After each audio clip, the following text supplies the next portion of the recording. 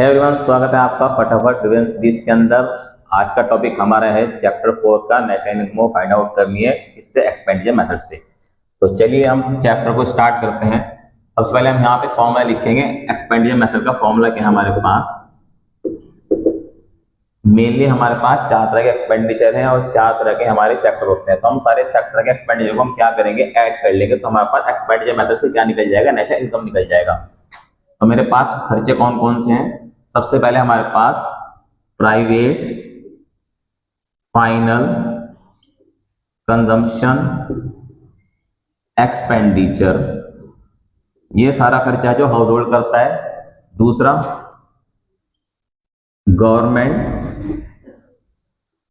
Final, consumption, expenditure, ये वो खर्चा है जो हमारे पास गवर्नमेंट करती है। थर्ड है ग्रॉस डोमेस्टिक कैपिटल फॉर्मेशन, ये वो खर्चा है जो हमारे पास फॉर्म करता है। और लास्ट है हमारे पास नेट एक्सपोर्ट।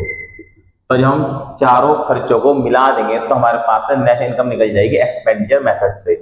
अभी हमारे पास अगर एक्सपेंडिचर मेथड से नेशनल इनकम को फाइंड आउट करना पेपर के अंदर आता है तो बहुत ही इजी है। ज्यादातर हमारे पास ये भी डायरेक्टली गिवन होगा, ये भी डायरेक्टली गिवन होगा।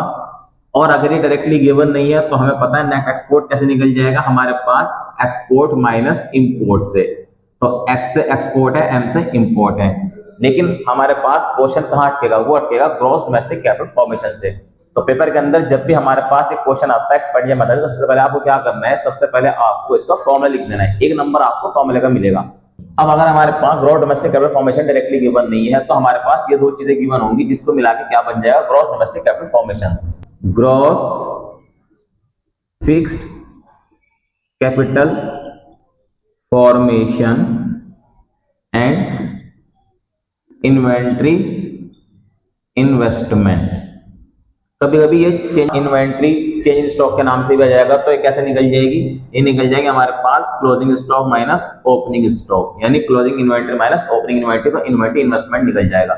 इन दोनों को मिला देंगे तो क्या बन जाएगा, ग्रॉस डोमेस्टिक कैपिटल फॉर्मेशन। तो बहुत ज्यादा ध्यान रख के चलना है, ग्रॉस डोमेस्टिक कैपिटल फॉर्मेशन और ग्रॉस फिक्स्ड कैपिटल फॉर्मेशन। बच्चे बहुत ज्यादा क्या आते हैं, कंफ्यूज होते हैं। तो हमारे पास डोमेस्टिक चाहिए, फिक्स नहीं चाहिए। अगर फिक्स गिवन होगा तो उसके अंदर इन्वेंट्री इन्वेस्टमेंट ऐड करेंगे। और कभी कभी ग्रॉस फिक्स्ड कैपिटल फॉर्मेशन में डायरेक्टली गिवन नहीं होता। तो हमारे पास गिवन क्या होता है वो भी देख लेते हैं। हमारे पास गिवन होता है नेट फिक्स्ड कैपिटल फॉर्मेशन। और हमें पता है हमारे पास अगर कोई चीज नेट गिवन है तो ग्रॉस में जाने के लिए क्या करेंगे, ऐड कर देंगे डेप्रिसिएशन। तो इससे हमारे पास फॉर्मूले से निकल जाएगा एक्सपेंडिचर मेथड से नेशनल इनकम। और एक्सपेंडिचर मेथड से हम नेशनल इनकम निकालते हैं तो सबसे पहले हमारे पास क्या निकलता है, वो निकलता है जीडीपी एट एमपी।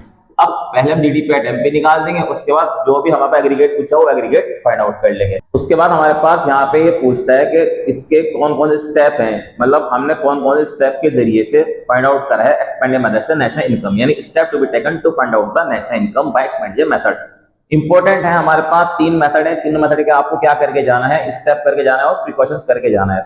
स्टेप 1 के अंदर हमें क्या करना है, आइडेंटिफाई करना है economic unit incurring final expenditure. मतलब कौन कौन सी हमारे पास इकोनॉमिक यूनिट है उसको क्या करना है, आइडेंटिफाई करना है। तो 4 तरह की इकोनॉमिक यूनिट है हमारे पास, प्राइवेट है, गवर्नमेंट है और प्रोड्यूसिंग है मतलब फर्म है, और क्या है, रेस्ट ऑफ द वर्ल्ड है मतलब नेट एक्सपोर्ट है। उसके बाद क्या करना है, स्टेप 2 में क्लासिफाई करना है, यानी सबको अलग अलग क्लासिफाई करना है। थर्ड क्या करना है, हमें डोमेस्टिक इनकम को फाइंड आउट करना है। और लास्ट फाइनल स्टेप क्या करना है, हमारे पास हमें फाइंड आउट करना है एनएफआईए, जिससे हमें क्या निकालना है, नेशनल इनकम। तो मेनली 4 स्टेप है हमारे पास, हर एक मेथड के हमारे पास 4 स्टेप ही हैं। उसके बाद हमें 4 प्रिकॉशन याद रख के चलनी है। तो मेनली हमारे पास 5 प्रिकॉशंस हैं, लेकिन आप 4 प्रिकॉशन याद रख के चलना। सबसे पहले हमारे पास अगर हम एक्सपेंडिचर मेथड की बात करें तो कौन कौन सी प्रिकॉशंस हमें याद रख के चलनी है जो हम फाइंड आउट करेंगे national income by expenditure method. तो सबसे पहले जो भी हमने खर्चा करा है इंटरमीडिएट गुड्स के ऊपर वो इंक्लूड नहीं करना, सिर्फ वो खर्चा इंक्लूड करना है जो फाइनल गुड्स के ऊपर करा है हमने।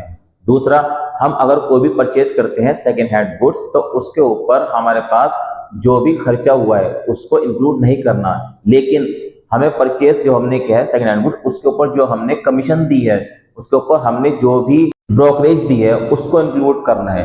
तीसरा, अगर हम परचेज करते हैं financial assets like debenture, share, bond, तो वो भी हमें इंक्लूड नहीं करना। हाँ, उसके ऊपर जितनी भी ब्रोकरेज या कमीशन पेड की है वो इसके अंदर इंक्लूड करना है।